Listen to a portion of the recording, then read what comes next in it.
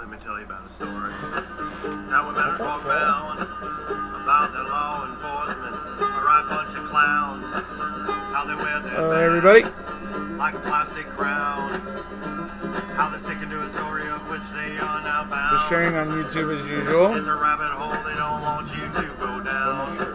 But over in Wisconsin, they're doubling down. See, they framed them once, then they did it again. They did not count on filmmakers making MAM. They thought their lives were safe, all went by the ruse. They did not figure on 19 million views. It'll make you shake your head and probably frown. But over in Wisconsin, they're doubling down. I said they'll double down, and they'll triple down. They're headed down a road which they cannot turn around. They walk around like they'll be home free, cause they control all the evidence on the local judges and found is the state's AG. But I got some news, it's as plain as day. It doesn't matter what the state or the guilds say, cause we got Kathleen, she's got them in her sights. She's a real live hero, turning wrongs to right. No matter how hard that state's gavel pounds, over in Wisconsin, they're coming down. I said no matter how hard that state's gavel pounds, that house of cards isn't coming down. It'll make you shake your head, probably frown. Said over in Wisconsin, they're coming down.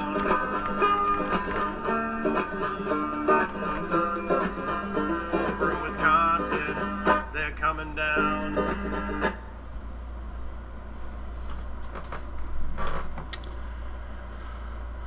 Hold on a second there, everybody, while I get kind of in order here. Just had to share that on Twitter real quick. Hello, everybody. What you guys are looking at right now is a piece of artwork that was made by Susan Sexton that I thought was brilliant. She made it on the 4th of July for Brendan, and whenever I look at it, I just always think about how I want to bring Brendan back into color. But I think it was powerful. Independence Day, all the various rights that Brendan has had trampled, and in particular the right that we've all had trampled by AEDPA, which is our habeas rights. So I wanted to show that today, because Susan has done a few things for me that are really, really special, really, really cool. And for instance, she also made this for me, and this one I love, because I was having a conversation with somebody who believed that they were guilty and stuff, and I asked the question, you know, how many straws does it take before this, you know, camel's back finally breaks? I mean, seriously, it's like, it's not like there's just one or two small issues with Brendan. It's really a whole bunch of issues, really strong ones, like his own lawyer essentially being derelict in his duty, hiring an investigator to come in and coerce his own client, working as an agent for the state. I mean, just on and on it goes. So wanted to show everybody some of that, you know, that artwork there from Susan. She's brilliant. And then there's one other thing that I wanted to show you guys that I found yesterday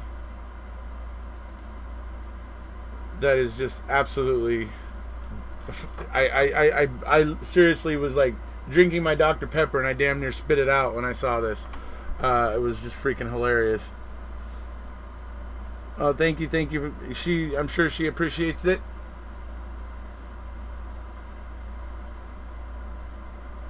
Hello, Deb. Hello, Phoebe. Hello, David. Hello, Audra. Amber. Hello, Amber. Let's see who else is saying hi here. Hello, Alba Gamer.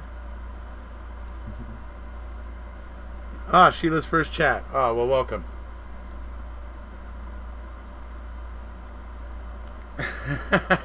Either one. Dr. Pepper or Stella. You know. I probably drink more Dr. Pepper than Stella, though, to be honest. I do like to be under control. But sometimes I like to have a few beers and not be so under control. But you know, they're Easy E. I love that. That's funny. I love that political cartoon of Kratz. Inspired. That one was created by somebody else that I just found it on Facebook, but it was absolutely brilliant. I love these political cartoons that kind of throw certain aspects of the Avery case, you know, into a sharper leaf, you know, and this one did a brilliant job. And the previous two I showed you that were from Susan, those also do an absolutely brilliant job. The one about the camel, you know, I kind of gave Susan the rough idea, and I actually started to sketch out some of the camel and kind of some of the ideas I had about the placement of things. Sent her that like really rough sketch, and she knocked it out of the park. But this one here was from somebody else. I found it on Facebook, and it was just brilliant. Hello, Sila. I don't drink, smoke, or gamble.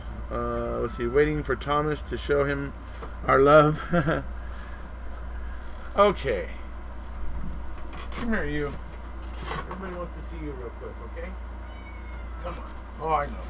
I know it's rough. I'll let you go play in a second. Alright. Hello, here I am. Hanging out with Kiddo again a little bit. She's not exactly into it because she wants to go play again. But say hi to everybody, Kiddo.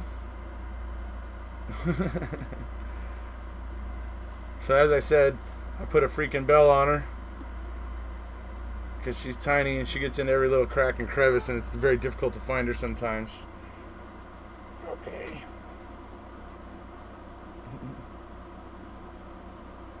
Everybody likes you. You know that? Say hello. All right, we'll let you go play now.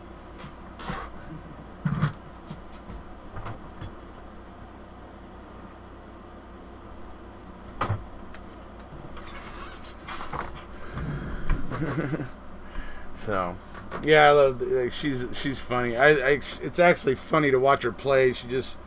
She'll go out into the yard, and there'll be like, you know, like little bugs in the, you know, or little flies or little gnats or things hovering on the grass or whatever, and then she just gets all, you know, like all hunkered down, and then like suddenly launches in a direction to pounce on something. It's hilarious to watch. Blue is not here, actually. That's a friend of mine's dog, but I just thought he was so cool that I took some videos of him. When I actually usually take a new video of him every time I visit, and that's where I get the footage of Blue. Oh, I thought that was Lenny Boy. Right? Let's see. Hey, dude, what's with all the cartoons? What's with all the cartoons? Which cartoons, buddy? Beatrix Kiddo is from a movie, so I'm having trouble, Captain. I'm having trouble placing that statement there, Captain. Horatio Magellan Crunch. Yeah, butt wiggles. Yes, it's funny. It's so funny. Damn, your feet is blowing up. What is the drawing? Let's see. What is the drawing behind you? Oh, that's a drawing that I had made at Comic-Con this year. It's a caricature of me that I had. It was made by a guy named Unicoon. He was the artist that was there doing the caricatures, and he drew it. It's basically a caricature of me. So you should put a Justice and Freedom band on the kitty. Yeah, that's funny. I should. I wonder if I can get. Can I get like one of these, but with like a little snap, you know, like a little snappy thingy dealy, so I can kind of wrap it around, because I'd hate to have to like cut the kitty's hair off trying to put this over her head. The bell will stop her catching mice too. They'll hear her coming. Cats hate bells. They like to be sneaky. Yeah, they do. Next shirt merch should be pet clothes. Oh, you guys lost power last night. Oh, wow. El Fallon. Let's see here. Yes, okay. Since Crunch is talking about all the political cartoons. Oh, that's right. I'm sorry. The political cartoon. Usually Usually, I'm getting guff about other cartoons from Mr. Captain Crunch there, so I was a little confused. So thank you for clearing that up, Susan. Whatever happened to Steven's cousins who started the whole thing in 1985? Right, which is what we're basically going to be here talking about today, is the whole everything 1985 and how everything 1985 led into 2005. So that's what we're here to discuss today. Kind of working into it, I think, a little bit here. My dogs, birds, and cats would look great in the Freedom Brindisi clothes. Let's see here. I'm not Uber for a friend tonight, and I'm happily imbibing. Speak clearly, please. Okay, sorry. Need a belt for Kratz. Might be next time. Or need a bell for Kratz, right? Feel real hate for O'Kelly. Oh yes, so many do. Let's see. Me too, Lori. Let's see. Whenever my cat meows annoyingly at me, I tell her to stop acting like Kaczynski. So bogus. Lady Justice needs a chastity belt and restraining order against Kratz. Yeah, definitely. Let's see. Love the Beatles. I have the same poster hanging. Oh, cool. Right on. Oh, Seeger. I love Seeger too. My birds would trump your birds. And I apologize to her because calling her Kaczynski is mean. Yeah. Oh, that's funny. So, as I said, we're here today to talk about the 1985 case, conviction, whatever you want to call it, whatever you want to refer to it. And kind of how all that stuff led into what happened now. Let me see something here real quick. So, it all starts really with Steven's cousin, which some of you have already brought up, or somebody already brought up. It starts with Steven's cousin, Sandy Morris. She for whatever reason, she just has it in for Steven, okay? And she just, for whatever reason, decides that she is going to try to make Steven's life miserable, saying, lots of things about him, whatever she can to try to, make him, to try to make him almost like a pariah, or like to where he was constantly catching crap for things that she was saying about him out in public at the bars and things like that. And so he started to get pissed off about that. He started to eventually get more and more angry about it. And the more and more she did it, the more and more he festered with, his anger. And eventually he did do something very, very stupid, which happens. He did something extremely stupid. And he ran her off the road and then got out of his car and pointed a rifle at her. He says that the rifle wasn't loaded, but he did. He never shot her. Nothing happened in the incident. Sandy Morris ended up going and telling her husband, who was a Manitowoc County sheriff, and that starts the ball rolling, because then that gets Ken Peterson involved, and Ken Peterson, decides he doesn't like Avery, whatever run-ins he may have had with Steven in the past, and that's when it's all suddenly, it's all about getting Steven Avery. But they didn't, obviously they didn't have anything yet to get him for, but that's why when the Penny Bernstein thing happens, that it becomes important, because then they do have something. And, it's obscure enough that they can pin it on Avery and that they might get away with it. And that's the really sad part of it, because it was really Gregory Allen. Now, Steven obviously did not rape Penny Bernstein. That did not happen. It was Gregory Allen. And there is just a whole bunch of proof that that officials knew and were aware of this and ignored it and continued to do all the things that they did. So some of the things I intend to go over the course of this video, folks, is I intend to talk a bit about Sean Atwood's book, Unmaking a Murderer. That's why you saw the thumbnail. That's why you saw the thumbnail for this video. I want to go through that, because anybody who, if you read that book, if you read Sean's book, Unmaking a Murderer, he really does go through a lot of the tactics used at Steven's 1985 trial. and he compares them to tactics that were being used in the investigation in 2005 and things like that. But it gives you a really, really good background of what happened back then at the trial, in the investigation, and all those sort of things, and a lot of stuff that will help you understand what's going on with the case. Looks like he was a marked man from the start. I think Stephen was cute as a young man. Would have dated him. Now the rape allegations from a babysitter and niece have not been proven. Do you really doubt it? The rape allegations. See, I think they're talking about Marie, and I can't classify it as rape when the participant is willing. But here's my thing about that, is that why weren't they prosecuting him for that when it happened? Why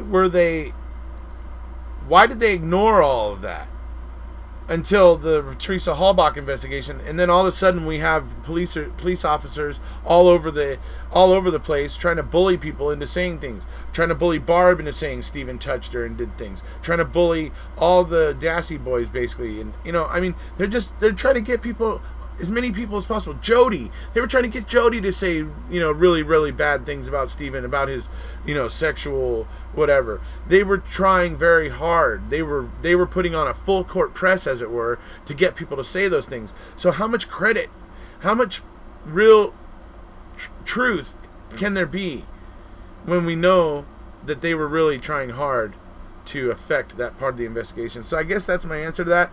I'm saying if Stephen did those things, he should have been prosecuted for those things. That's what I am saying. Because it came up during the Halbach incident. What happened here? And Gregory Allen will die in prison. I think he will too. Until Kratz relying on Dr. Oz and Dr. Phil pathetic. Yeah. Unreal. So did Dr. Phil flip to the guilter side? I think he's kind of on the fence, and he has concerns. I think he's a bit on the fence, but I think he thinks that it was all pretty much. I think he's behind Brendan Dassey. I'm pretty sure he's behind Brendan Dassey, but I think he may have some qualms with Stephen because it came up during the Halbach incident. Again, I don't think Stephen was the best guy in the world, and that doesn't make him a killer. Essentially, yeah. I mean, Stephen was rough around the edges. He wasn't a Boy Scout, but is he a murderer? That's the question. I think he's a scumbag, not a murderer, which is a common thing that people think. I think one thing that the shotgun incident and the cat incident that we have to take from Stephen is that he never denied any crime he committed. He only denied the Penny rape and the TH murder. That's also very true. Ted Bundy had a type with a reason. I don't see the same thing with Stephen. Right. Absolutely. Let's see. They want people to think he's capable of doing this. Right. Let's see. I'm catching you live for the first time. Okay, welcome, Ryan. From the UK, anyone with half a brain cell knows they set him up. I got the feeling that Dr. Phil wanted to play Switzerland, so to speak, since he's such a public figure. And that is actually a very good point, because, he does have a lot of people, a lot of viewers, and obviously people get very passionate one way or the other on this. And so, yeah, I think he probably was maybe trying to play Switzerland a little bit. Let's see, how can someone believe that Brendan is innocent and Stephen guilty? Well, I mean, I can honestly say I'm 100% convinced that Brendan is innocent. I can tell you that I wish I was that convinced with Stephen. I can tell you that I wish I was, but I can be honest with you and tell you there's some little pocket of doubt in my mind that allows for the eventuality that maybe Stephen could have done this. Possibly. I just don't think it's probable that it was Stephen. I just think that the probabilities are that this was done by someone else and it was pinned on Stephen. But like I said, there's a tiny little space in my mind where I actually allow for the eventuality that maybe it could have been Stephen, because I like to be open-minded. And I don't want to get blindsided by information. And that's another reason why I stay open-minded, so that I'm open to all information and I don't ever get blindsided by anything. Ted Bundy was a narcissistic psychopath. Originally, Dr. Phil had it in for Sheriff Peterson. He totally grilled Peterson and got Peterson to say something pretty incriminating, really. I can see that theory, Lori. The only evidence against Brendan was his coerced confession. Absolutely, that's all there is against him. Dr. Phil is a hack. I could do his job. It's all common sense. Plus, he made that Danielle chick famous. Like, oh my God, Cash Me Outside. I know. I can't stand him for making her famous. Dr. Phil, why did you do that? I mean, now part of the I don't give a damn generation is looking at her as a role model. Come on, Dr. Phil, dude. Come on. Get your head in the game, buddy. Get your freaking head in the game.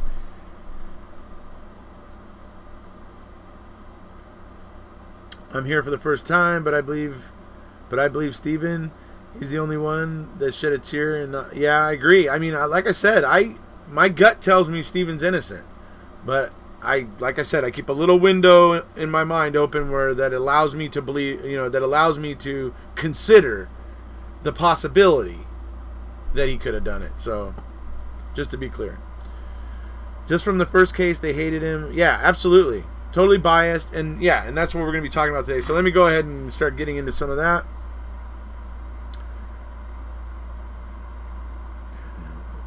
Too many questions, not enough answers. Any news on the TH investigation? As far as I know, I don't know. We have the original 60 pages of the second queso investigation. As far as I know, there's not any more yet. I'm with you on that, Erekose. I'm like 90%. Yeah, right on. So what happens here is obviously I've just told you about the Sandy Morris incident where he ran her off the road, and that kind of is what got the sheriff's department, targeting Steven, gunning for him, wanting to get him. Okay. So then the Penny Berenson thing happens, and Gregory Allen gets away. Obviously, nobody finds him. They bring Penny Berenson to the hospital.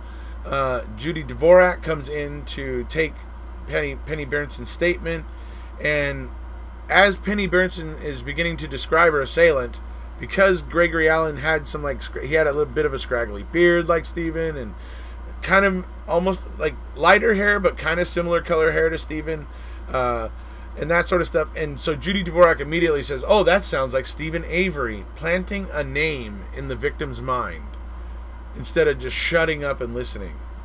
She plants that name in the victim's mind. Then Gene Cush, the pencil. Good old Gene the pencil Cush comes in, and he's clearly, obviously looked at one of Steven's mugshots, because the picture he draws looks exactly like the most recent mugshot that they have of Steven. The problem with that is that Steven's hair didn't look like that anymore in real life, the way it looked in the previous mugshot. He had cut it, and it was more straight looking now, and it wasn't all as curly as it was back then and stuff. So Gene Cush draws a picture of Steven Avery that doesn't even look like him at the time. It looks like him from like 3 or 4 months ago, right? And you have all this BS going on where the sheriffs are basically it's on. They don't care who Gregory Allen is. They're not even worried about trying to figure out who actually did it. It's all about pinning this on Steven Avery from the word go.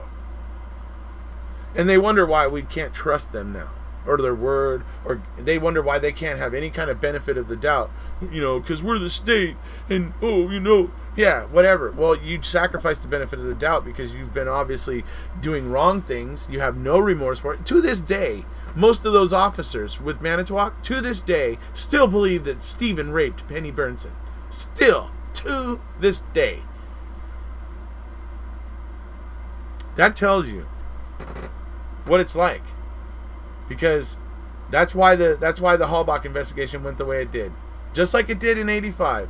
It wasn't about finding who did this. It was about making it fit Avery. That's the truth of it. See what else kind of questions we got here real quick. Gene the pencil. Yes, yeah, the pencil. That's Mr. Capaldi's little nickname for Gene. I thought it was brilliant. Let's see. I think Bobby too. Stuff on the computer, right? We're talking about 1985 right now, though, so I'm gonna skip past that. Let's see. Do you think there is a Grey Gallon suspect out there in the second time for Steven?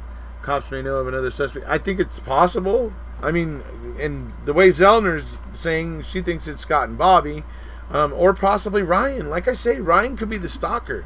He could be the stalker, and he could have been like all up in her Kool-Aid, man. And he could have, you know, anybody in that area knows they could have manipulated the law enforcement. That's how stupid the law enforcement in the area was. That everybody in the area pretty much knew that if they were to do something and put something incriminating from it near Steven, that law enforcement would go for him like a dog for a bone. Everybody in the area pretty much knew that. That was just common knowledge. So it's hard for me to rule anybody out. When Cranky Kratz does the press conference, he should have been disbarred. I agree. I'm sorry, but Sandy Moore is saying Steven was having a shifty as she drove past. Right, exactly. He had it all ready. It's like, really? Well, why would he be doing that? Especially if he didn't want you talking about him, why would he be doing that? I mean, yeah, just strange. Maybe with seconds to get himself. Yeah, right. And Ryan put himself in everything, so he knew. Yeah, where'd it go? Dang it. This thing jumps when I move it sometimes. It's crazy.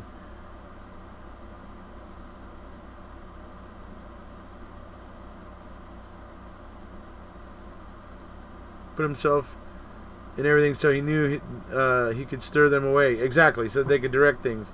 I love that he framed the police of the guy he framed. Picture of the guy he framed. Absolutely, yes. Gene the pencil. Yeah. And had it on his wall even after Avery was exonerated.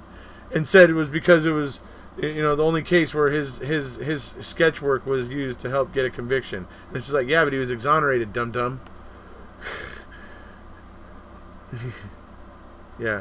Yes and no, though there's no DNA evidence in the room in the rape. Most of the murder is told to happen. In Manitowoc, there's something in the water. Alan was working with the police to do their dirty work, possibly. First time here, my thoughts are Casey wouldn't have taken the case if there was any doubt of Avery's guilt. I agree. And if she ever becomes convinced of his guilt, I think she will become less staunch in her defense. To talk small town hearsay, I looked up Denny. Can you explain it? I don't put it past Ryan being the stalker. Remind me again. Oh, thank you very much, Sharon. Thank you so much. You're very kind. Remind me about the Denny thing later. I want to talk about the 1980. I want to try not to be jumping back and forth from topics here. So just remind me to talk about Denny later. Hey, Mr. Capaldi, are you still here, by the way? Anyway. Or Mr. Crunch, Mr. Captain Crunch, are you out there still? Anyway, so but ask me about that later. I'll be happy to talk a bit about Denny. Trust me, Mr. Erekose, every single crime committed in Manitowoc was perpetrated by Mr. Avery. We all have the evidence. Tarina, in fact, I think he was in another country or in another county shopping with his family. Exactly. When this crime was taking place, this Penny Burnson rape was taking place, he was with his family, he was in Green Bay, and he even had receipts to prove he was in Green Bay. And, I mean, it's just absolutely shocking. But some guy for the state did some recreation where he drove something like 10 to 15 miles over the speed limit, and he was able to actually do all the things that they claim Steven did. Ran from where Penny was being raped to wherever his car was, to the salvage yard, picked up his family, put all the kids in the car, all this stuff that he did, and all in like a little 45-minute window, and drove to Green Bay, and got the car washed and got the receipt that had the time on it, right? So it's absolutely insane that they convicted Stephen the first time, and they just continued saying, "Oh no, that's a good conviction. He's guilty. He's guilty. He's totally guilty." Yeah, right. Then we learned things like Dennis Vogel had the Gregory Allen file in Stephen Avery's file. We find out that he actually had an envelope with a file on Gregory Allen in the box, basically, which was the file for Stephen. That, I mean, what more do you need? When you find out that the DA actually had a file from Gregory Allen in Stephen Avery's file and prosecuted Stephen Avery anyway. Also, Gregory Allen wears underwear. Penny Brinson was very clear on the fact, very, very clear on the fact that her assailant wore underwear. Now, think what you like. Thank you, Amber Lee. Thank you very much. Now, say what you like about Stephen Avery. He's a bit gross. He's a bit disgusting. He's a bit all those things. But Stephen Avery didn't wear underwear. That was just an empirical fact. He didn't own any underwear. He didn't own it. Like, literally did not own underwear. So how could he have been wearing underwear raping Penny? See, there was a lot of reasons why they should have known that this wasn't Steve, but they plowed forward anyway. Plowed forward and plowed on through to get that conviction. And a lot of the tactics that were used are in Sean Atwood's book on Making a Murderer. He goes through the tactics used at trial. I mean, it's very good read for those of you who haven't read it already. And once again, thank you, Amber Lee. Stephen is a walking crime wave. Yeah, I've been looking up cooking lately, so autocorrect is on. Yes, Sheila, both Mike and Ryan did act suspiciously on the video talking. Absolutely. Commando. Well, then the fire DA, if evidence not disclosed, will fire the DA. Yeah. We need to use FOIA and find out if they had been watching him since he got out of jail. There are some reports that they were surveilling the Avery property right before all this stuff happened. Never seen someone so disliked. They will do anything to railroad him. Absolutely. Gotta laugh. Big question. If it's found that the police has tampered with evidence, will the police arrest police? Maybe. Maybe. Again, is he the best guy? Nope. But yeah, that doesn't make him a murderer. Absolutely. Find out who was assigned to his release. Yeah, they both start to say opposite stories. My fingers don't type as fast as everyone else or talk. Oh, no worries, Trina. I don't particularly like Sean's book. I actually thought it was good because it went through so much of what happened with the 1985 trial and case, but, you know, to each their own, obviously. For those who are looking to get familiar with all of the stuff, you know, all the stuff with the 85 case, I think Sean Atwood's book is a good place to go for it. He suddenly decided to put on, let's see. He suddenly decided to put on underwear that day for the first time, as well as bleaching down the tree. Yeah, exactly. Not in that country. No underwear. Case closed. Right. It didn't matter who killed her. They were going to blame Avery. Exactly. Exactly right. They had their sight set, and that was it. I love the audiobook on Audible. Yeah, he does have it on Audible, so you can listen to it. Usually takes Internal Affairs or the FBI to arrest official. Yeah, to arrest cops and stuff like that. It does, yes. He was freeballing, yes. Hey, thanks for reading out the comments. All coming from Ireland. Gabriel, okay, you're welcome there. G. McGrath, I'm happy to try to read them out here as best I can. I already had somebody earlier telling me to speak more clearly, so I'm trying to do that as well. Who picked up the RAV4 from the impound? I don't think it's ever been picked up from the impound. Makes me so mad that they had not framed a. Makes me so mad that they had. That had they not framed Avery, Allen wouldn't have had more victims. Absolutely on that. There would have been some ladies who wouldn't have been the victim of Gregory Allen after Stephen's conviction. The only hope that whoever killed TH is the only. TH is the one-time only killer. Or it was a crime of passion. I mean, there was a lot of passion in Teresa's life. And that is not meant to be a dig in any way, shape, or form, but there was a lot of passion in her life. They sat down on the Allen info. Absolutely. They totally sat down on that info. I don't get why they could convict with no DNA in his trailer. Yeah, I know. Where's this crime scene? That's what many of us are saying. Where did this happen? No, it didn't happen in the trailer. No, it didn't happen in the garage. Try again. Go back to the drawing board because you didn't get it right. Honestly, I like that Avery is not walking the streets, but I'm concerned. But I'm convinced. Okay, but I'm not convinced he's a murderer. Yeah. Well, that's fine, Tracy. I can respect that. That's, you know. Like I said, I'm open-minded. I mean, and there is some small part of me that thinks, you know, could Stephen have done this? I'm never going to shy away from that possibility. I just don't see it myself. It's just, to me, the probabilities are kind of work the other way, in my opinion. Is there anything to indicate the ex-boyfriend was a murderer?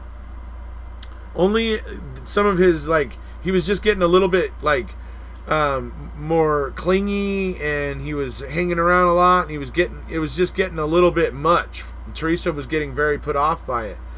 Like I said, Tom Pierce remembers that she declined to do a wedding. She declined to do a photo shoot of a wedding because Ryan Hillegas was going to be in the wedding party, and so she ended up passing the wedding off to another photographer to do because she didn't want to do that.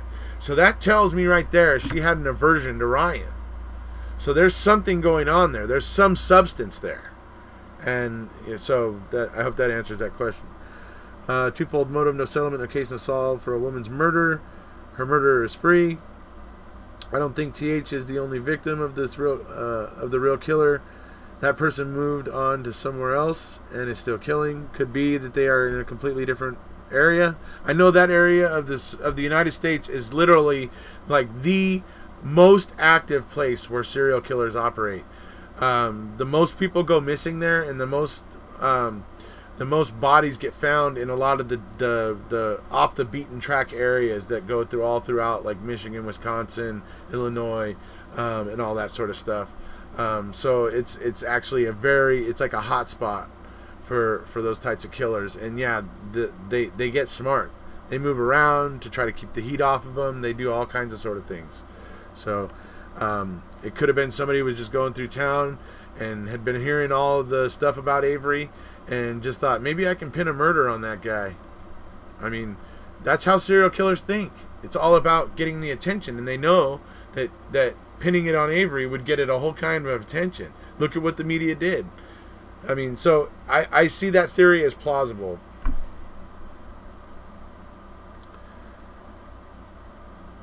If she didn't want to see him, then she definitely didn't want to see him the day he said he saw her, or the night of the morning. Right, definitely. It's either Ryan or an inside hit period. Sure. Just because.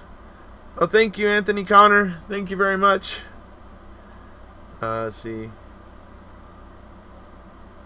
Just because Stephen was dirty and not even a good person, that doesn't make him a murderer. Absolutely. I agree, though, that he may have done the crime, but the evidence had too many holes for a conviction. Exactly. That's kind of the way I feel about it. It's just, to me, the probabilities say framing. And that's what the probabilities say to me. He's a creep.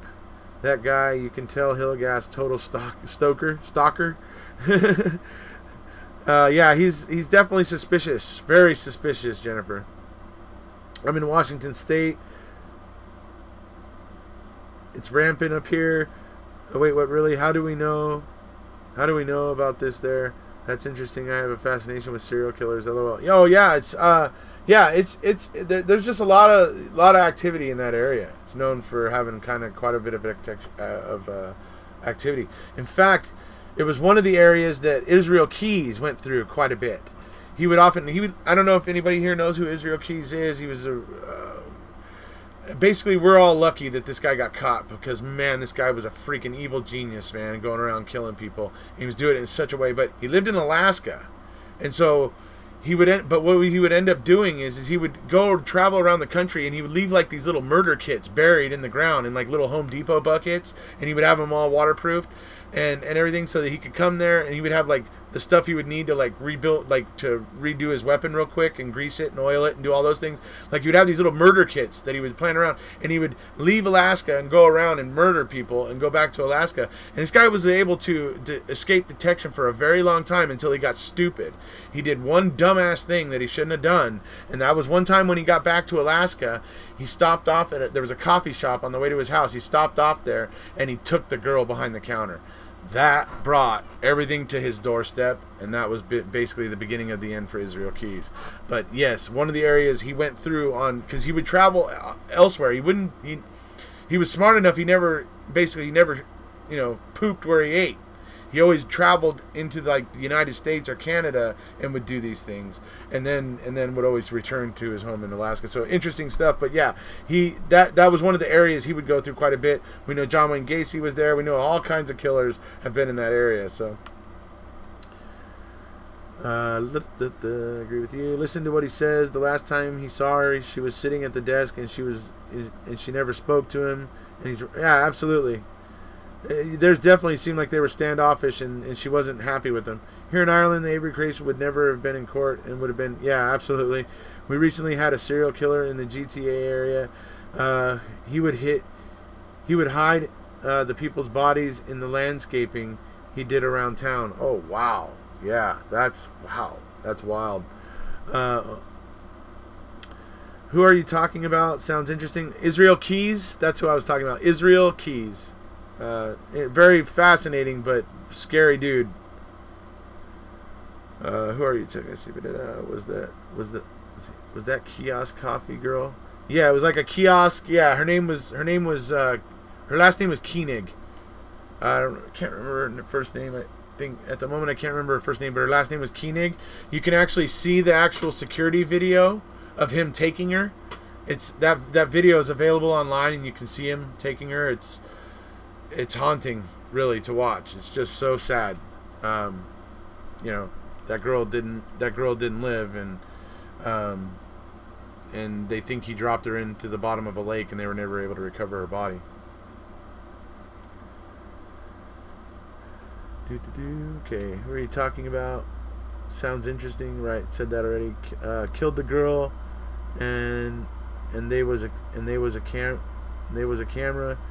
There are a few videos on Israel Keys on YouTube. There's a few to look at. Dude was psychopath. He certainly was. Israel Keys was. Just look up Ziggy Israel Keys. Yes, Israel Keys was the person I was talking about. The guy that lived in Alaska. His name is Israel Keys. He ended up killing himself. When the FBI caught him, he ended up killing himself in his cell because he didn't want to face justice. He actually felt shame because, this guy mentally, man, was a piece of work. Because you know why he killed himself? Because he didn't want to go through a big trial, and he didn't want his daughter to find out that some of the victims that he had raped before he killed them were men and grandmas and things like that. He didn't want his daughter finding that out about him. He actually was ashamed of himself and didn't want his daughter finding out that stuff, and that's why he killed himself. Dude was a freaking fascinating head case. Absolutely fascinating head case. But yeah, because he was so ashamed of what his daughter was going to probably find out about him and his victims and what he had done, and how, and it was particularly the same-sex stuff that he was ashamed of and was worried about her finding out, and yeah, and that's why he killed himself. So anyways, I'll stop talking about Israel Keys now. My real name is Dan, is it? He had a pretty diverse portfolio. Yeah, he definitely did. Dude, this guy was all about preparation.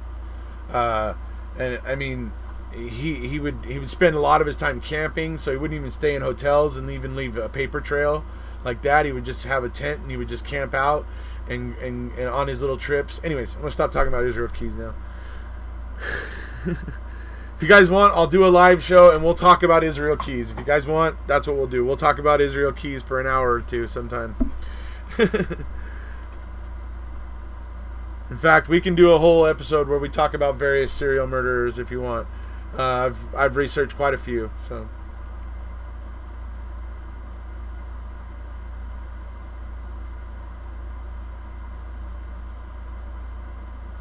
Samantha Koenig. That was her name. That was the coffee kiosk girl. That was her name. Samantha Koenig. Absolutely.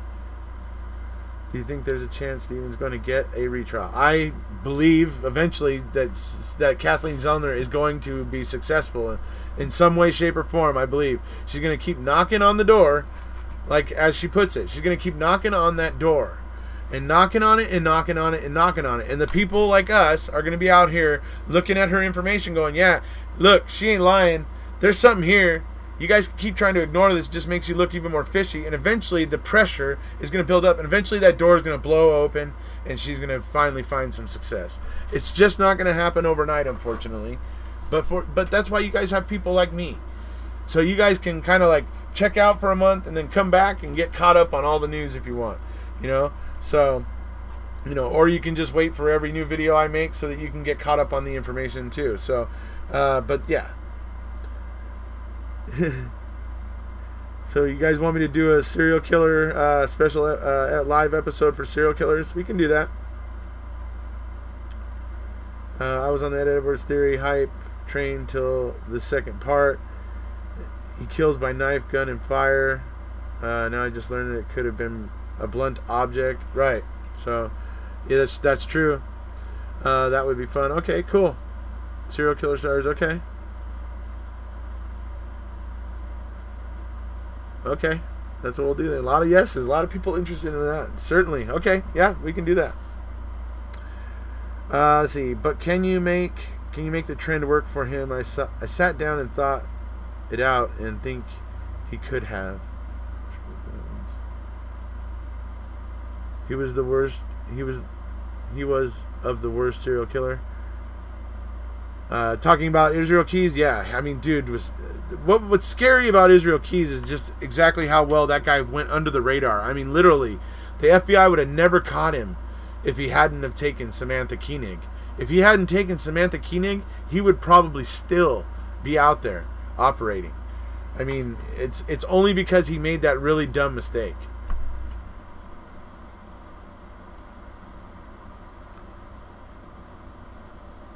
East Area Rapist? I am not. I mainly have researched a lot of the classic ones like John Wayne Gacy, Ted Bundy, the Green River Killer, the Green River Killer. Anyway, I'm forgetting his name right now. Like the Son of Sam stuff, the Zodiac, a lot of other ones that I look up on YouTube that I can't remember their names right now. Oh, and H.H. Holmes. Has anybody ever... Wait, how many people here have heard of H.H. Holmes? I'm going to end up doing a little bit about serial killers here, I can tell. So, who's heard of him? Anybody? Richard Ramirez, another fascinating one. Yes, I've researched him as well, especially since he operated in the area I live. Okay, somebody knows H.H. Holmes. I have. Okay, so, dude, that guy is something else, man. That dude, holy crap! The Murder Hotel that at the what was it, the 1946 World's Fair or whatever, where they actually have reasoned at this point that over the course of the World's Fair, that over almost three quarters of the country had traveled and gone to that World's Fair and left at various points over the time that it was there in Chicago. They have reasoned that it's like 3/4 of Americans managed to get there, at least for some short time. And he just had so many people there. He was able to operate and kill people in that hotel. He took so many people. They ended up finding out about him anyway. They ended up suspecting him anyway. It was crazy. But man, he went to so much expense building that hotel, and I mean, the story of that guy, the way he supported himself. He would kill people.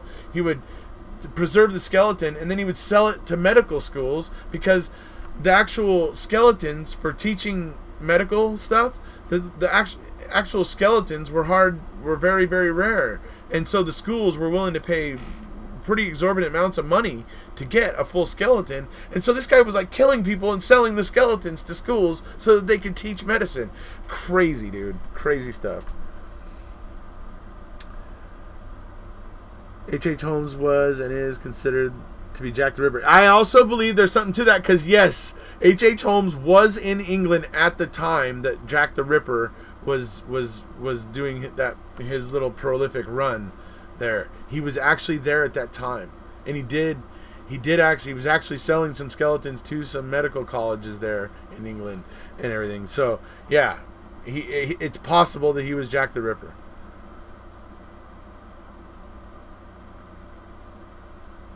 Holmes was a genius. Yeah, just should have found something more constructive. Absolutely. Should have found something more constructive to do with his genius. Absolutely. Sharon, actually, no. It was the hotel in Los Angeles that the girl died at in the water tank. I teased my surgeon about him following Holmes' footsteps. Ah, that's funny. What's the show name about H.H. Holmes? If you type in H.H. Holmes or if you type in the Murder Hotel, either one of those things should bring up YouTube videos about him for you. It's on YouTube. It's better if you try to look for the H.H. Holmes on YouTube. You might be able to find it on Netflix. I'm not sure, but generally, if I type in H.H. Holmes on YouTube, it pops up a few videos. When he left, the killing stopped. Yeah. With the puzzle house. Yeah, he had the. Well, he had it where he could move through the hotel and get a body all the way from the top floor, all the way out the doors on the bottom floor without any of the people there at the hotel being any the wiser. He had made little special trap door and stuff so he could drop bodies down and things and slide them down and get them all the way down from the 4th floor, his office, which was actually a gas chamber. So when he needed to use it as a gas chamber and stuff, dude was twisted. It's like when Bundy represented himself and was found guilty, and the judge says to him, "It's a shame because you would have been a brilliant lawyer, and it would have been nice to work with you." Absolutely, that judge was sitting there going, "It's too bad you're such a freaking idiot, and had to choose this stupid lifestyle choice you made because you're brilliant." And yeah, the judge did say that to Ted Bundy. None of this has anything to do with 1985, which is a good point, Tard. So now, like I said, I don't want to talk about that right now. We'll do another video about the serial killer topic, and we'll get back to 1985. So, some of the interesting things about 1985 when we get into the trial.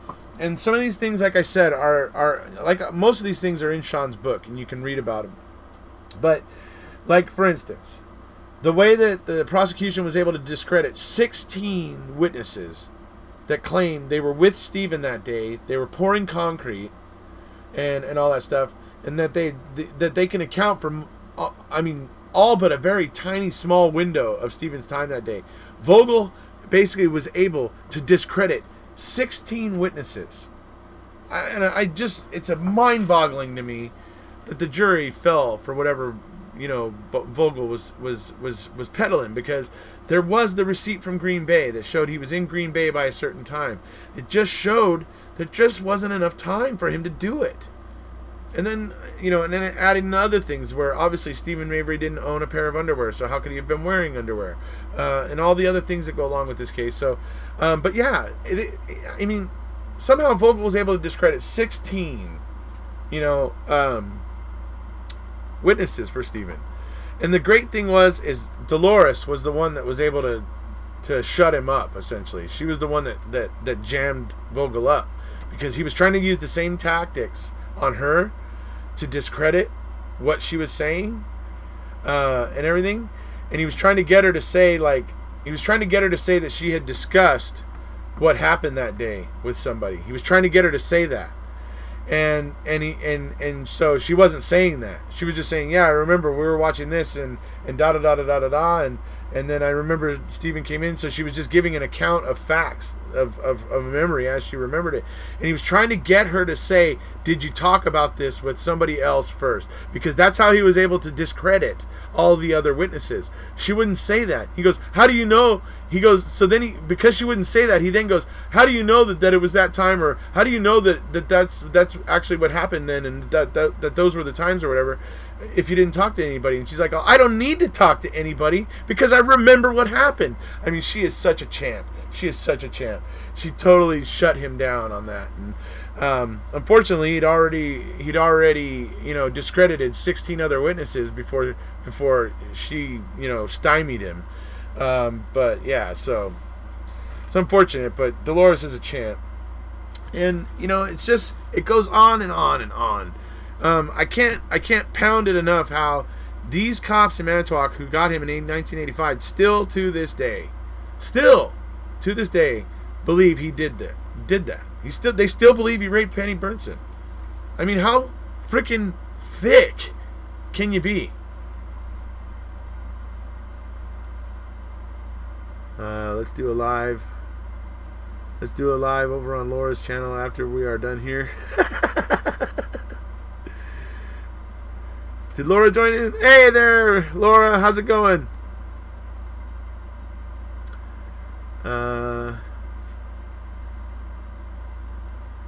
Sad when possible Avery says he knows he didn't do it. Whoops. Let's see. He didn't do it. He was then pouring cement with them at the yard. Exactly. He was a soft target. No money. No public defender. It's that simple. That's true. Or did I miss him again? Oh, Hints? Oh no, I don't. We haven't seen Hints. Oh, there he is. Let's see. The star of MM2 was Dolores. Yeah, absolutely. Black and white Chihuahua. Yeah, okay. I actually got to meet that dog. That dog was funny. That dog kept barking at me. And then when I came over to pet it, because I was like, okay, well, let me get familiar. And then the dog ran away from me. It was funny. No, Tom is not here. That should be Papa Avery. Let's see. Thomas. Everybody's happy. Thomas is here. Yay. You have been sending too many messages. Take a break and try again. Edit and try again. Let's see. Okay. We love you, Hence. Seems like an ego thing with that sheriff's department. That's what I just got. Let's see, Bobby Dassey's vehicle should have been swabbed for sweat DNA. Sweat DNA. I suppose it should have. It should have been swabbed for non-existent DNA. I'm not saying that there wasn't DNA there, just that I'm saying that sweat DNA doesn't exist. They found him guilty with no evidence this time. They just hate Steven. True. Missed you so much, Thomas. Oh, everybody is loving it. It's a Thomas love fest. Should be a competency test to work at Manitowoc Sheriff's Department. The Hints man. So, I mean, this is the things with Steven's 1985 case, and and the fact of the matter is that when you look even more into it, they eventually did some testing. They had something. I think it was the fingernail scrapings from Penny Burnson. They had tested those, and they were getting profiles from it, right? And what they were getting is they were getting markers on one profile that did not match Stephen Avery. In fact, all the markers, there was markers from Penny Burnson and there were markers from Gregory Allen, essentially, and they weren't full profiles. But the fact that they were getting markers in Gregory Allen's DNA strain that Stephen Avery didn't have in his DNA strain, right? That should have been the tip-off, too. That should have informed people. Like, yeah, okay, wait, this isn't the right guy. But then they tried to make the claim of, oh, maybe it's her husband, or maybe it's the people that helped her. Was she clawing at those people? Was she clawing at her husband and the people that were helping her? Because that's the only way their skin's going to get under her nails. Right? Right. So, there was that. And that still didn't get Stephen out. And then eventually the Innocence Project got their hands on the pubic hairs, and that was what did it. Because they got a full DNA profile off of that one pubic hair, and that full DNA profile indicated Gregory Allen. Gregory Allen, whose file was in the Stephen Avery file. That at Vogel's file on Stephen Avery, because he was the prosecutor. Gregory Allen had a file in there. They knew. They were aware of what was going on. And they knew who really did it. They just didn't care. And they lied and lied and lied and lied. And like I said, most of the Manitowoc County Sheriff's Departments to this day still holding that lie, still saying it was Stephen that raped Penny, that they believe that with all their heart and whatever. Complete BS. Let's see, hey Outlander, seen before. Okay, I think he's running away from our love. What did I miss? It's like Thomas changed his profile pic there. That's interesting. I'm gonna have to check that out later. Thomas Hens, can you tell Laura why you think SA is guilty? She'll find it fascinating. Maybe he saw me. No, he's still here. Let's see, Thomas, you missed us and all our love. I don't think the love is what he's here for. Let's see, Purple Caroline. Thomas, good luck on the 100 question challenge. Yeah. Plus, Alan had already admitted he did it. No, Thomas, you think he's guilty. Whose house? Hence house? Hence Asaurus. Guilt the too muches. That's funny. Okay. They thought Stephen Avery would confess to get out on parole. They did think that he would do that in prison, and he didn't. He refused to. He's stubborn. He's very stubborn. Not possible to answer the 100 question challenge. Well, it's good that you admit that. Were there DNA experts for SA in the 1985 case? No DNA experts. They brought in a psychological expert who explained how memories can be altered, and that's the because the defense brought that guy in. Vogel ended up using that guy's science to discredit all of Avery's alibi testimony. Unbelievable that the jury allowed that to happen. Perfectly honest. Let's see here. Thomas, why do you think Stephen is guilty? We love Thomas with it. Thomas basically he switched sides on Stephen when he found out that the blood didn't come from the blood vial. That was the sticking point for Thomas. When he found out that the theory was that the blood didn't come from the blood vial, he was out. He believed Stephen was guilty, and that's kind of the point where he turned. Because his blood is found in the RAV, and Zellner concedes it did not come from the vial. See, just like I said. But people who are already saying it didn't come from the vial, it came from his trailer. Not possible to answer the challenge because the answer have to be based on what was presented at Avery's trial. I think it was put out via Kathleen's Twitter. Yeah, I'm still scratching my head and wondering how to get blood DNA in the car and no SA fingerprints. Right? How did it stand up in court that there was no blood DNA found in the trailer? I know, I agree. How did that stand up in court? How did the jury not wonder? Which is what most guilters say came from his sink. Let's see, about 30 questions are related to Brendan, who was never mentioned at Avery's trial. That's probably a fair point. Actually, he was mentioned, though. Somebody did ask. Let's see, Jerry asked Sherry Culhane if she had found any DNA from somebody named Brendan Dassey. So they did mention him a tiny bit. Let's see. Lori, it goes back quite a ways, though. Erekose has vid about the 100 questions. I do. I posted it on Twitter today. Steven said it came from his trailer, right? There was no mention of anything happening at the trailer. Okay, so explain to me how he did the trailer. Okay, so nobody here is talking about... You guys are all talking about the RAV and the blood and the... So... Okay. So, ultimately, like I was saying, we get, the Innocence Project gets their hands on those pubic hairs. And they run that, and they get... That's what ends up proving Stephen, was wrongfully convicted. So he gets out. Then his lawyers are, it's actually Greaseback at the time, and they're petitioning the state, going, like, hey, look what happened here. This is ridiculous. What happened here? The evidence clearly shows that this was Gregory Allen, and that sort of thing. And so they send that in, and basically the state comes back with oh yeah, there was nothing wrong here. It was just basically just a breakdown of communication between agencies. That's all. It was just that. It was just harmless and just an honest mistake. No freaking way. Not a chance. Are you kidding me? No way.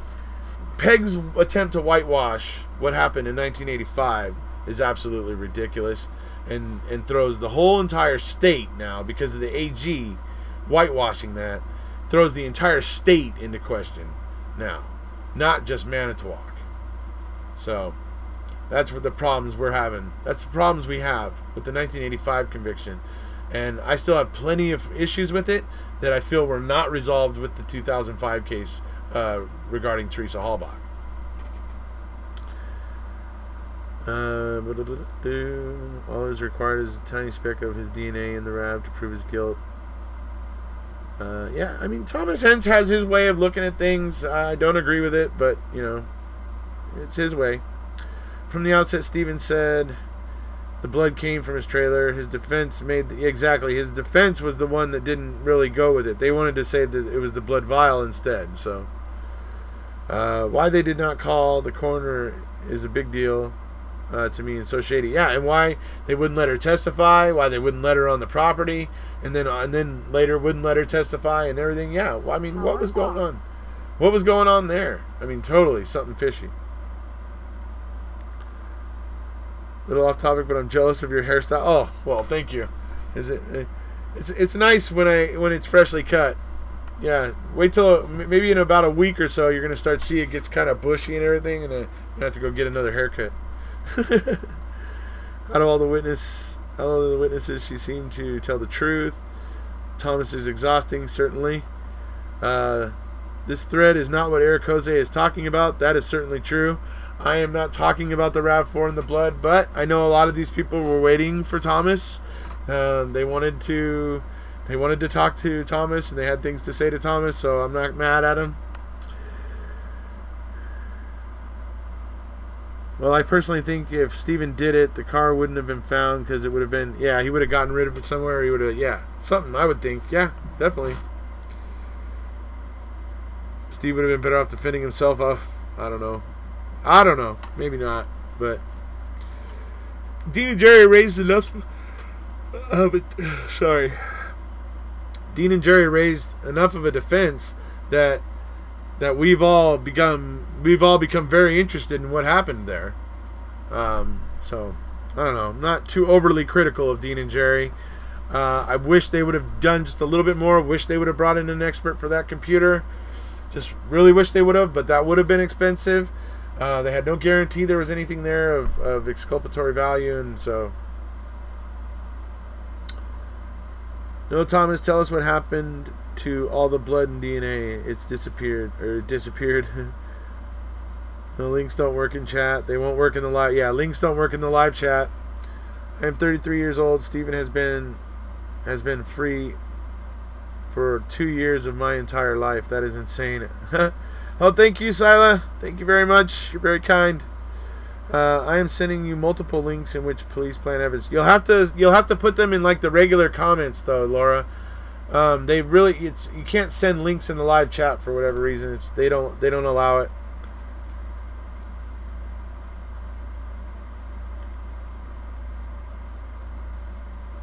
Catnip for kiddo. Okay, thank you very much, Sila.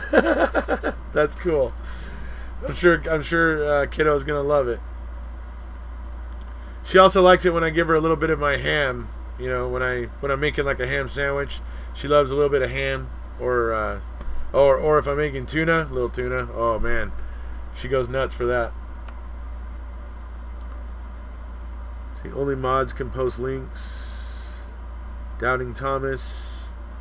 Erekose, can you talk about the call Colborne took about Gregory? Okay, yes, that was going to be the next thing I was going to be talking about. So, let's go ahead and move into it while everybody's there talking about the blood in the RAV4 with Thomas. So, the other thing that we have here is in addition to Peg Lautenschlager whitewashing this whole thing with her saying it was a breakdown in communication, right? Well, let's examine that. Was it a breakdown in communication? Because we all know that Brown County Police Department, not Brown County Sheriff Department, but Brown County Police Department, had Gregory Allen. They were interrogating him, and he was saying that he had performed a crime that somebody else was in prison for. They surmised that it was Stephen Avery. They call Manitowoc County Sheriff's Department and attempt to inform them that they may have the wrong person serving for a crime, and that the person is in their interrogation room right now admitting to it. That's what they were passing along to Colburn, and Colburn, basically didn't take a report at the time or anything. Says that he passed it up the line. He, sent it to a detective or something like that. And that's about it. So, but we know nothing ever happened. Even though Brown County had a guy in their interrogation room taking credit for the crimes Stephen was in prison for, nothing ever happened. Nothing ever happened. So is it a communication breakdown? Because to me, the communication was there. It's more like a listening breakdown on Manitowoc County Sheriff's Department side. It's a listening breakdown, not a communication breakdown. So Pegel's claims that it was a communication breakdown are simply just ridiculous in the extreme. And we only have to look at the call that Brown County Police Department made to Sergeant Colburn in 1997 to see to prove that. To see that what Peg Lautenschlager says is absolutely false and absolute BS. The breakdown in communication occurred when Sergeant Colburn agreed to uphold the law. To uphold the law? Okay. I think Rockin' Johnny must be a guilter. I don't know. You remind me of the guy from Talladega Nights. Talladega Nights. Okay. Will Ferrell? Will Ferrell, huh? Yeah. I wish I was as rich as him. Let's see. That's not how it happened. Let's see. The breakdown in communication occurred when Sergeant Colburn agreed to uphold the law.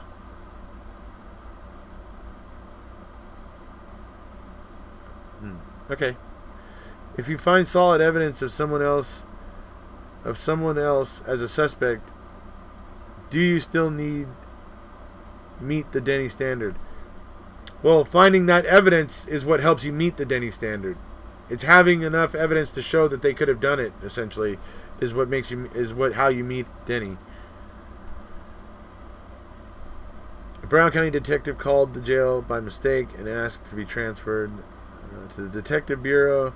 Ethel, your sweetness is hilarious. Thomas, I think you are the last man standing in the guilty corner. Everyone has the right to establish other suspects for Denny.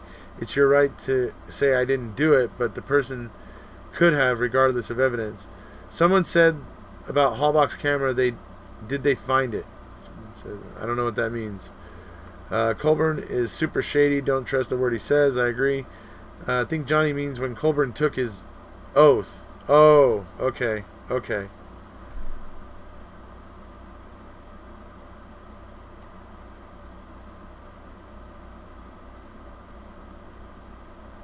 Trying to find it now.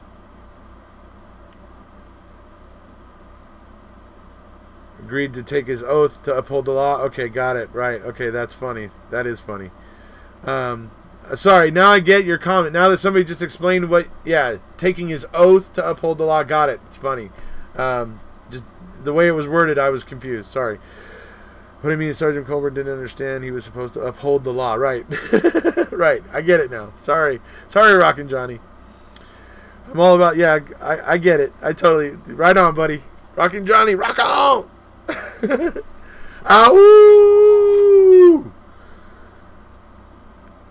All jurisdictions have third-party liability, and third-party liability requires a direct connection to the crime. Essentially, that's Thomas is explaining Denny right there a bit. Where's all the blood? There's no blood, right? Thomas, where you get that fact? He cleaned carpets with bleach. No, he didn't. I don't even want, whatever. I can't even take people seriously that say that the carpets were cleaned with bleach. I just can't. Oh, sorry, I meant live DNA evidence because the Ken Kratz saying, so what if evidence was planted, just made me think, would it help this time? Yeah, well, that's all stuff that might get thrown in. Was her camera found? Is what I mean. Her camera was found in a burn barrel. I don't know. Sorry, I've seen that question 3 times. The camera was found in a burn barrel. Palm Pilot in a burn barrel. Her cell phone in a burn barrel. Those were found in a burn barrel. So the camera was found in a burn barrel, burned. Why does Colburn file reports so long after events? Yeah. Or why is Colburn's sole contribution to Queso over 1,000 pages of Queso, and his sole contribution is about a half a page, literally about a half a page. There's no evidence anywhere of anything being cleaned in the trailer. Was Stephen in Crivets when she was chopped up?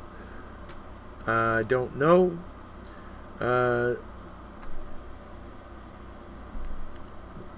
Lucky he files at all. Lucky he files at all.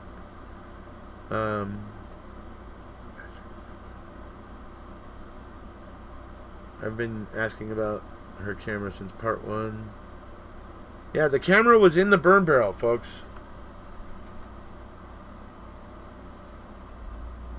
Kicking the dogs out for a walk. Back later.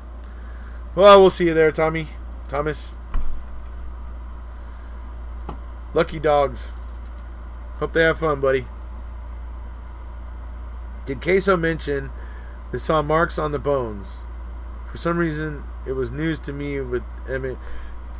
Yeah, Queso did, because that's where I think it's Queso. Maybe it could be some DCI documents that only Zellner has access to. That'll come out soon enough. We'll know, I'm sure. Good, Thomas, take your time. Was the camera digital? The camera was digital, but it was so burned there was nothing they could find out from it. Have you done any vids on Redant being a possible suspect? I don't know if I really did, but I have talked about some of the things that he's done and said. I did talk about Josh Redant when I was covering Queso 2.0, because they actually didn't go in and talk to him. So I did do a video about Josh Redant then.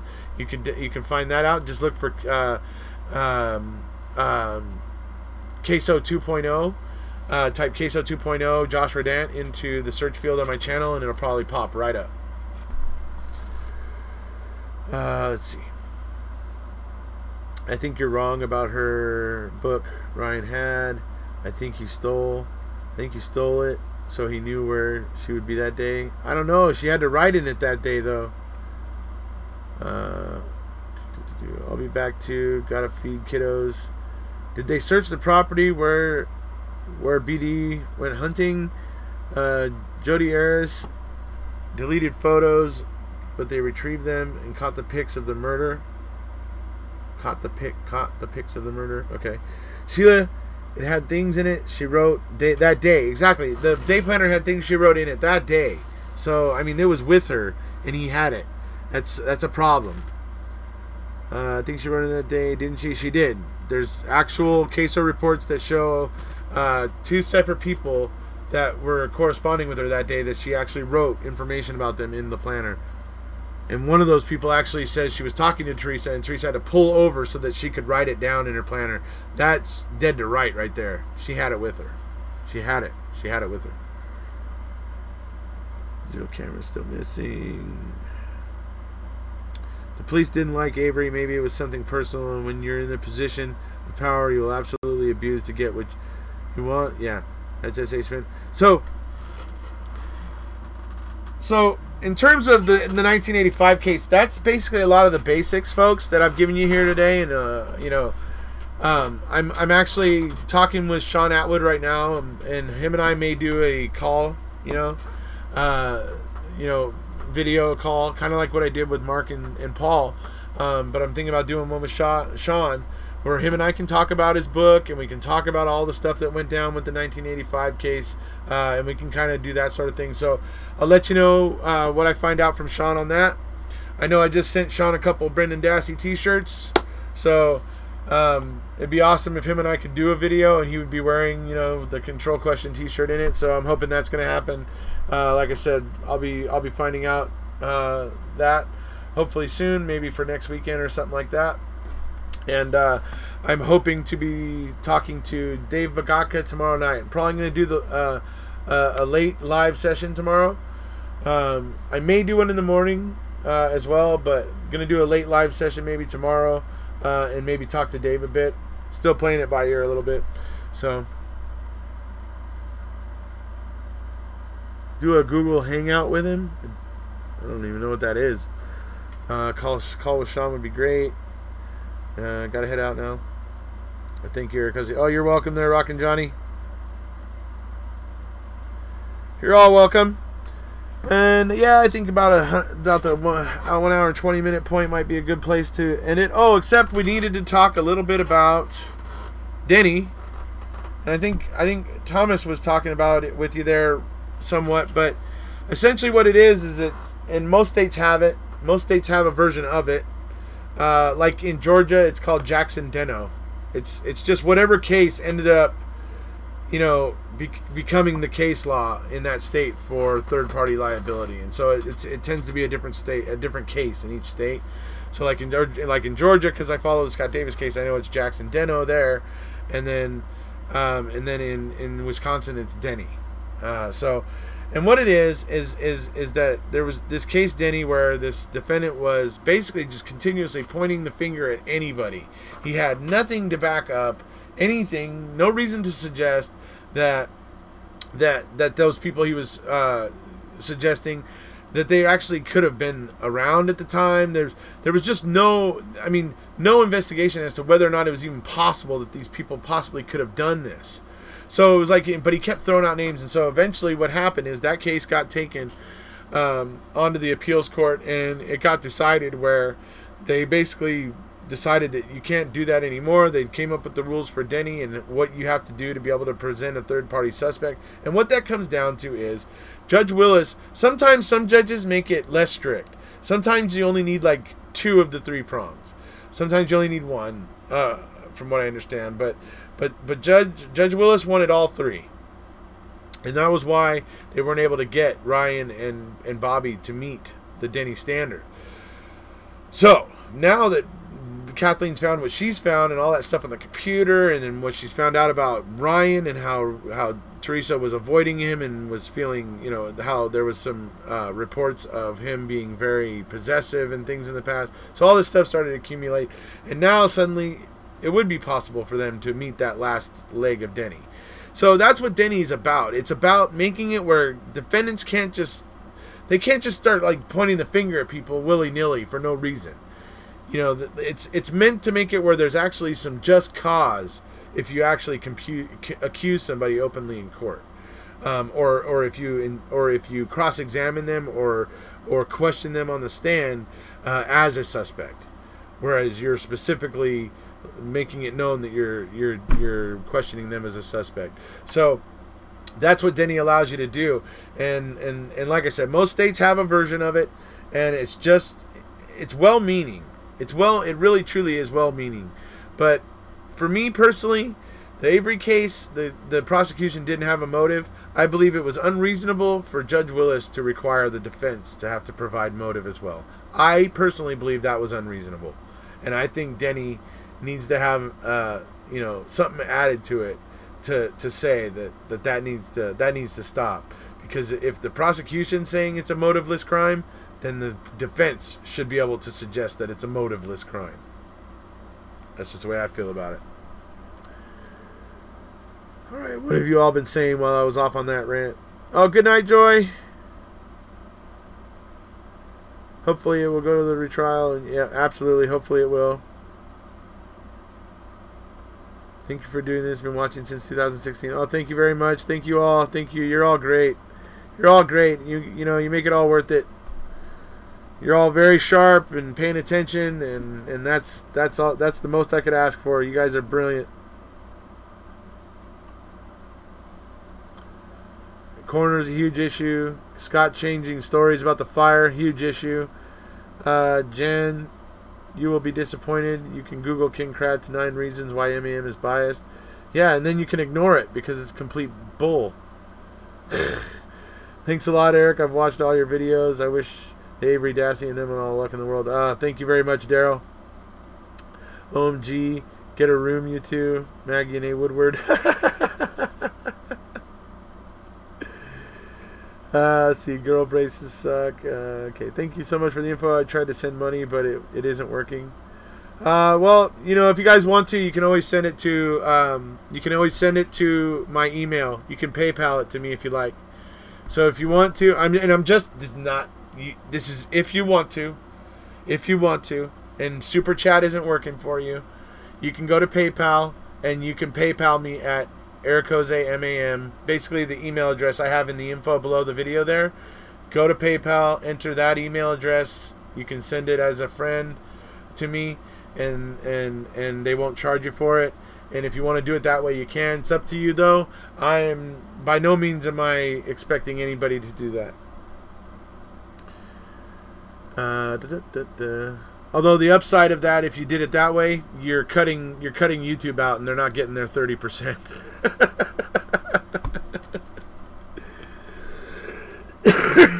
You're welcome, Shona. Am I going back to Wisconsin? Eventually, I believe I will be going back to Wisconsin. If nothing else, I'll be there for the rally next year, I'm pretty sure.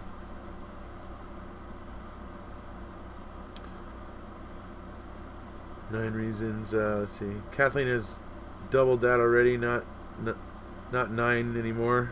Yeah.